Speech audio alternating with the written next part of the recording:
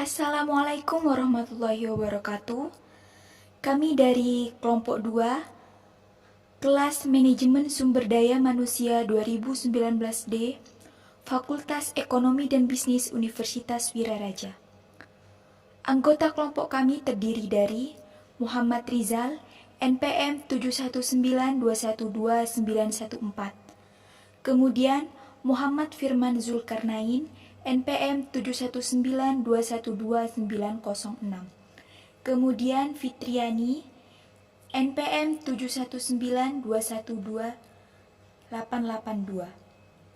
Dan Indari 719212886. Baiklah, berikutnya saya persilahkan untuk Muhammad Rizal untuk menjelaskan materi tentang perencanaan sumber daya manusia. Assalamualaikum warahmatullahi wabarakatuh. Perkenalkan, nama saya M. Rizal, NPM 719212914. Di sini saya akan menjelaskan tentang perencanaan sumber daya manusia yang disingkat SDM. Poin pertama, pengertian perencanaan sumber daya manusia. Poin kedua, manfaat perencanaan sumber daya manusia. Poin ketiga, berbagai tantangan di bidang sumber daya manusia yang dimana dibagi menjadi dua, yaitu 1. Tantangan eksternal, 2. Tantangan internal. Poin keempat, teknik peramalan sebagai instrumen perencanaan dibagi menjadi 6 bagian, yaitu 1. Indeksasi, 2. Analisis statikal, 3. Ekstrapolasi, 4. Usaha baru, 5. Penciptaan model dengan komputer, dan 6. Analisis anggaran. Poin yang kelima, suplai sumber daya manusia dibagi menjadi dua. Yang pertama, perkiraan suplai internal. Yang kedua, perkiraan suplai eksternal. Referensi diambil Sundang, Pesiagian, Prof. Pengertian perencanaan sumber daya manusia. Perencanaan sumber daya manusia merupakan pengambilan keputusan sekarang tentang hal-hal yang akan dikerjakan di masa depan. Apabila berbicara tentang perencanaan sumber daya manusia, yang menjadi fokus ialah langkah-langkah tertentu yang diambil oleh manajemen agar lebih menjamin bahwa bagi organisasi tersedia tenaga kerja yang tepat untuk menduduki berbagai kedudukan, jabatan, dan pekerjaan yang tepat di waktu yang tepat. Dalam rangka mencapai tujuan dan berbagai saran yang telah dan akan ditetapkan tepat dalam waktu yang tepat, maksudnya ialah 1. Penunaian kewajiban organisasi, 2. Pencapaian tujuan organisasi, dan 3. Pencapaian tujuan-tujuan pribadi para anggota organisasi yang bersangkutan. Assalamualaikum warahmatullahi wabarakatuh. Perkenalkan, nama saya Muhammad Firman Zulkarnain sebagai penyaji 2. Di sini saya akan membahas tentang manfaat perencanaan sumber daya manusia, yaitu 1. Organisasi dapat memanfaatkan sumber daya manusia yang sudah ada dalam organisasi secara baik, yang merupakan hal wajar apabila seseorang mengambil keputusan tentang masa depan yang diinginkannya. 2. Melalui perencanaan sumber daya manusia yang matang, produktivitas kerja dari tenaga yang sudah ada dapat ditingkatkan. Hal ini dapat terwujud melalui adanya penyesuaian tertentu seperti peningkatan disiplin kerja dan peningkatan keterampilan sehingga setiap orang menghasilkan sesuatu yang berkaitan langsung dengan organisasi. Yang ketiga, perencanaan sumber daya manusia berkaitan dengan penentuan kebutuhan akan tenaga kerja di masa depan, baik dalam arti jumlah maupun kualifikasinya untuk mengisi berbagai jabatan dan menyelenggarakan berbagai aktivitas baru kelak, agar organisasi memperoleh tenaga-tenaga yang benar-benar sesuai dengan kebutuhan. Yang keempat, salah satu segi manajemen sumber daya manusia yang dewasa ini dirasakan makin penting ialah penanganan informasi ketenagakerjaan yang mencakup atau jumlah tenaga kerja, masa kerja, status perkawinan dan tanggungan, jabatan, tangga karir, jumlah penghasilan, keahlian, dan informasi lainnya.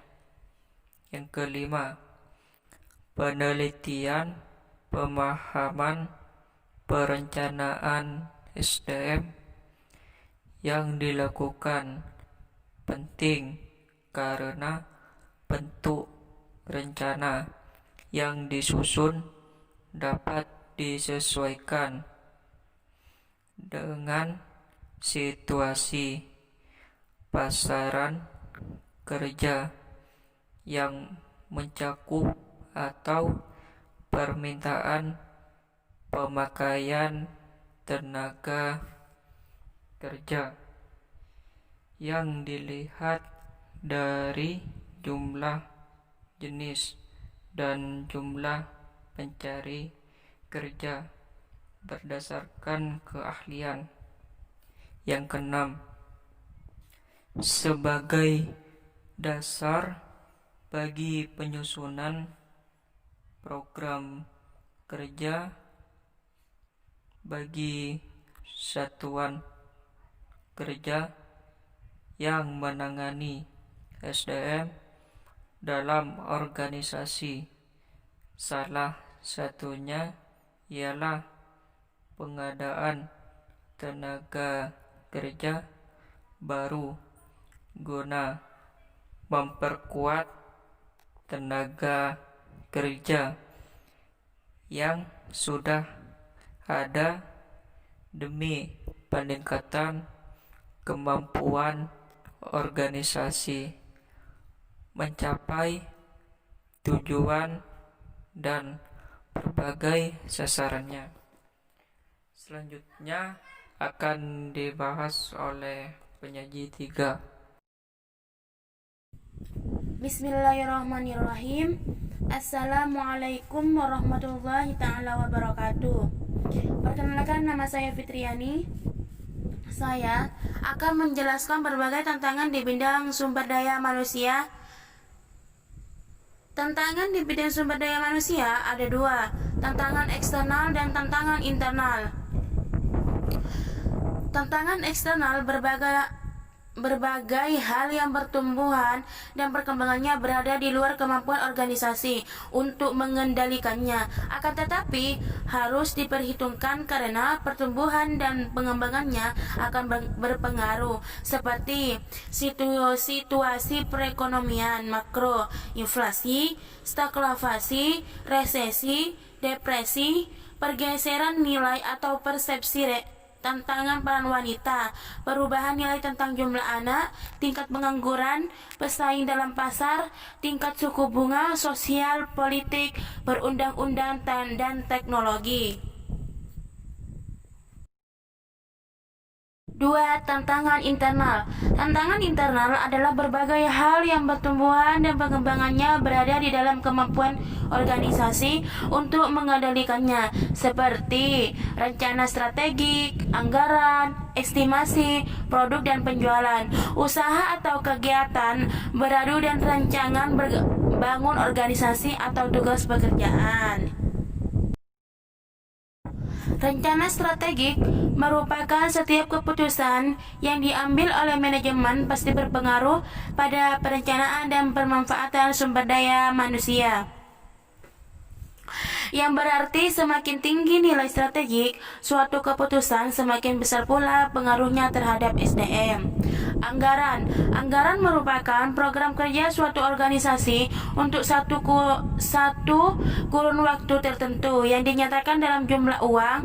Berarti anggaran ialah cerminan dan komitmen manajemen terhadap usaha pencapaian.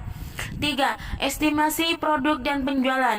Estimasi produk dan penjualan merupakan penentuan rencana produksi dan volume penjualan yang harus dipertimbangkan oleh pimpinan suatu organisasi niaga.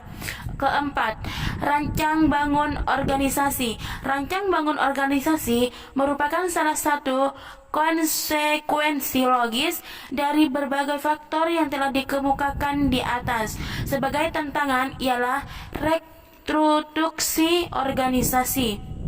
Yang terakhir, usaha baru.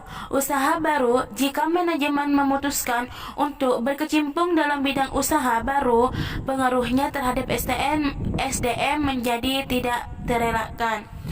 Selanjutnya saya akan serahkan kepada keempat, yaitu Ananda Indari. Sekian, terima kasih.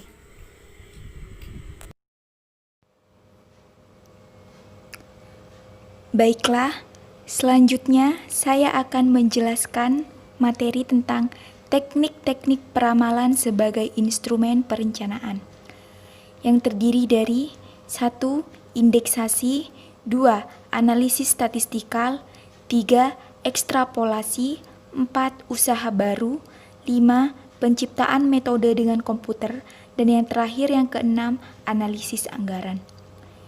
Indeksasi merupakan suatu metode memperkirakan kebutuhan ketenagakerjaan di masa depan dengan menyesuaikan suatu indeks tertentu. Contohnya, rasio atau perbandingan tenaga yang bergerak di bidang produksi dengan penjualan.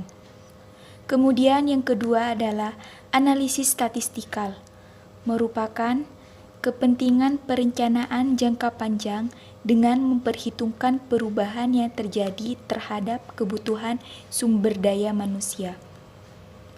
Kemudian yang ketiga, ekstrapolasi, yaitu suatu teknik peramalan dengan memproyeksikan kecenderungan masa lalu terhadap kecenderungan di masa depan. Kemudian yang keempat adalah usaha baru, yaitu suatu teknik dengan memperhitungkan perkiraan organisasi yang bersangkutan sendiri dengan situasi yang dihadapi oleh perusahaan lain. Kemudian yang kelima adalah penciptaan metode dengan komputer, yaitu penciptaan dengan berbagai model peramalan dengan bantuan komputer. Kemudian yang terakhir, yang keenam adalah analisis anggaran, yaitu praktek manajerial dalam semua jenis organisasi. Para pemimpin satuan kerja membuat rancangan anggaran belanja bagi satuan kerja yang akan dipimpinnya.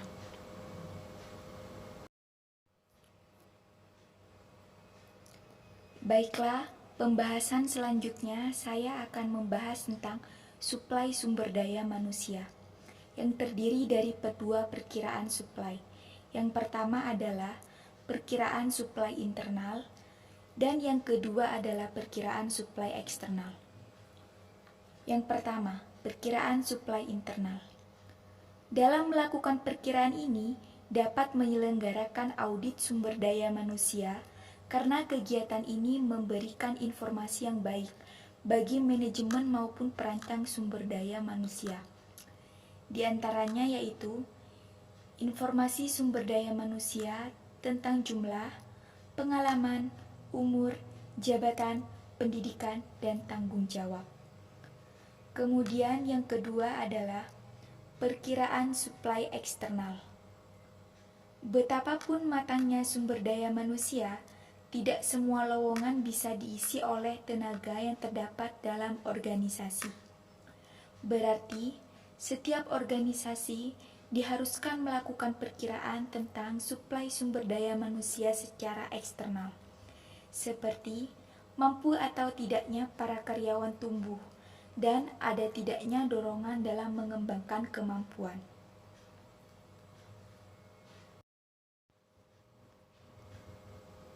Sekian yang dapat kelompok kami sampaikan. Kurang lebihnya kami mohon maaf yang sebesar-besarnya. Wabillahi taufiq wal hidayah. Assalamualaikum warahmatullahi wabarakatuh.